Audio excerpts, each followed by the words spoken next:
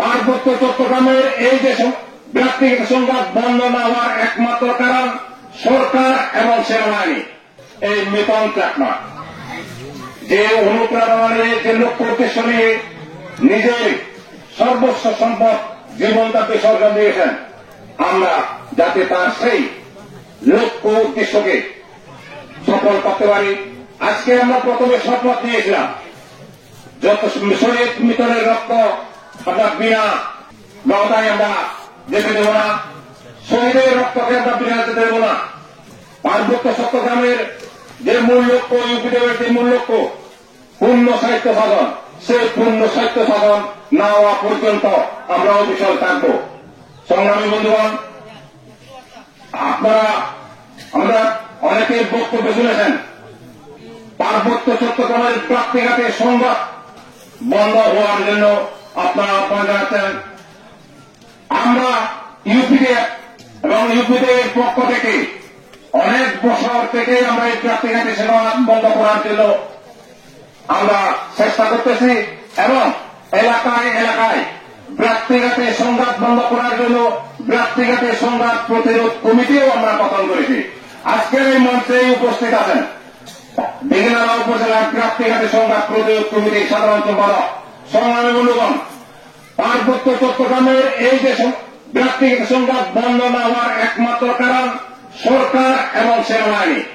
সরকার এবং সেনাবাহিনীর সাথে এখানকার পার্বত্য চট্টগ্রামের লেজুর ভিত্তিক রাজনীতির যে প্রবণতা, আপনারা জানেন 8ই আগস্ট ফ্যাসিস্ট হাসিনা সরকারের পতনের পর পার্বত্য চট্টগ্রাম সহ সারা দেশের যে একটা রাজনৈতিক পথ উন্মুক্ত হয়েছে। সারা দেশের ছাত্র সমাজ থেকে অনুপ্রাণিত হয়ে এই পার্বত্য চট্টগ্রামের ছাত্র সমাজও সংঘাত ও বৈষম্য বিরোধী ছাত্র আন্দোলনের নামে পার্বত্য চট্টগ্রামের যে প্রাপ্তিঘাতে সংঘাত চলতেছে সেই প্রাপ্তিঘাতে সংঘাত বন্ধ করার জন্য পার্বত্য চট্টগ্রামের ক্রিয়াশীল সকল রাজনৈতিক দলের কাছে আবেদন করেছে। কিন্তু আমরা ইউপিডিএফ এর পক্ষ থেকে সেই সময়ে আমরা মত প্রকাশ করেছি ছাত্র সমাজের যে আশা আকাঙ্ক্ষা, সেই আশা আকাঙ্ক্ষা শুধুমাত্র ছাত্র সমাজের নয়, সেটা পার্বত্য চট্টগ্রামের জনগণের এই আশা আকাঙ্ক্ষা এবং ছাত্র সমাজের সেই আন্দোলনের প্রতি ইউপিডিএফ এর নৈতিক সমর্থন ছিল। কিন্তু গত 15 তারিখ জেএসএস যে চুক্তি করেছে সেই চুক্তি বাস্তবায়নের জন্য এবং ছাত্র সমাজের যে আহ্বান, সেই আহ্বান বাস্তবায়ন এবং চুক্তি বাস্তবায়নের জন্য হাটহাজারী জেলা সদরে সংঘাত বৈষম্য বিরোধী ছাত্র আন্দোলনের একটি সমাবেশ ছিল। কিন্তু সেই সমাবেশটা এই যে পার্বত্য চট্টগ্রামের কিছুক্ষণ আগে যে বললাম পার্বত্য চট্টগ্রামের যে ব্যক্তিগত সংঘাত সরকার এবং সেনাবাহিনী সৃষ্ট এবং সেই সরকার এবং সেনাবাহিনীর সেই অশিষ্টভোগী গণতান্ত্রিক নাম নয় সেই মুখোশ বাহিনী ছাত্র সমাজের সেই আন্দোলনকে করতে দেয়নি। সংগ্রামী বন্ধুগণ, এখানে একটি কথা পরিষ্কার, আপনারা দেখেছেন রাঙ্গামাটিতে জেএসএস রাঙ্গামাটি জেলা কমিটির সভাপতি ডাক্তার গঙ্গামাণি চাকমা ছাত্র সমাজের আন্দোলনকে কিভাবে ব্যাখ্যা করেছে। ঠিক তদ্রুপভাবে এখানে সেনাবাহিনী কর্তৃক পরিচালিত পার্বত্য নিউজ আছে এবং বিভিন্ন সেনাবাহিনী নিয়ন্ত্রিত অনলাইনের পত্রিকা আছে, সেখানে ছাত্র সমাজের আন্দোলনকে কিভাবে দেখা হয়েছে। রাঙ্গামাটি জেএসএস সেই জেলা কমিটির সভাপতি গঙ্গামাণি চাকমা যেভাবে বলেছে, ঠিক একইভাবে এখানকার সেনাবাহিনীর পত্রিকাগুলি তাকে বক্তব্য প্রকাশ করতেছে।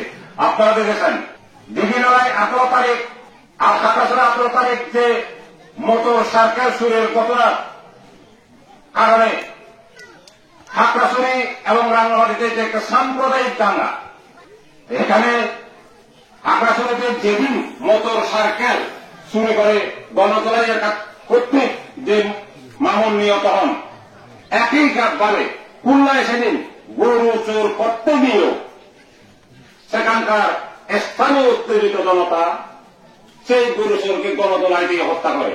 কিন্তু এখানে তো খুলনায় তো কোন সাম্প্রদায়িক দাঙ্গা সৃষ্টি হয়নি, কিন্তু এখানে কেন সাম্প্রদায়িক দাঙ্গা সৃষ্টি হবে?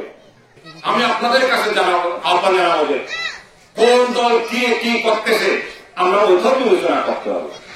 আমরা যদি সব দলকেই যদি রাজনৈতিক দল মনে করি, না, আমরা আমাদের ভুলটা নয়। প্রত্যেকজনের প্রত্যেকে একটা দায়িত্ব, একটা কর্তব্য আছে।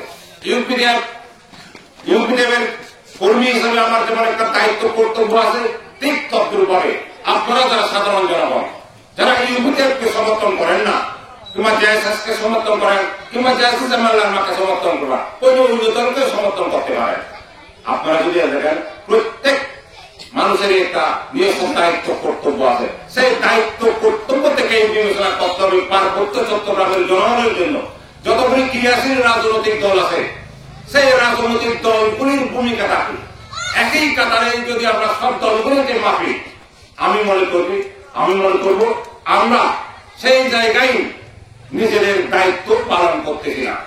সংগ্রামী বন্ধুগণ, পার্বত্য চট্টগ্রামের জনগণের জন্য আওয়ামী লীগ বলেন, বিএনপি বলেন, জামাত বলেন, জাতীয়তা বলেন, একই মুদ্রার এপিওপি। আমরা ইউপিডিএফ মনে করি এক পার্বত্য চট্টগ্রামের বেলায় একই মুদ্রার এপিওপি। সেই কারণে শেখ হাসিনা সরকারকে আমরা যেভাবে বেসিস বলতেছি, হুসেন্দ্রনাথ ত্রিপুরাকে যেভাবে আমরা অবাঞ্ছিত ঘোষণা করেছি, ঠিক তদ্রুপভাবে বিএনপির ক্ষেত্রেও আমাদের পার্বত্য চট্টগ্রামের যুগ্ম জনগণের সতর্ক থাকতে হবে। কারণ বিএনপির অতীত কার্যকলাপ পার্বত্য চট্টগ্রামের জনগণের ক্ষেত্রে, এখানকার প্রশাসন চালানোর ক্ষেত্রে আমরা যদি বিএনপির অতীত কার্যকলাপ দেখি, আওয়ামী লীগের কার্যকলাপের আর বিএনপির কার্যকলাপের মধ্যে কোন তফাৎ নাই। সেই কারণে আমাদেরকে আওয়ামী লীগের ক্ষেত্রে যেমন সতর্ক ছিলাম, ঠিক তদ্রুপভাবে বিএনপির ক্ষেত্রেও আমাদের সতর্ক থাকতে হবে।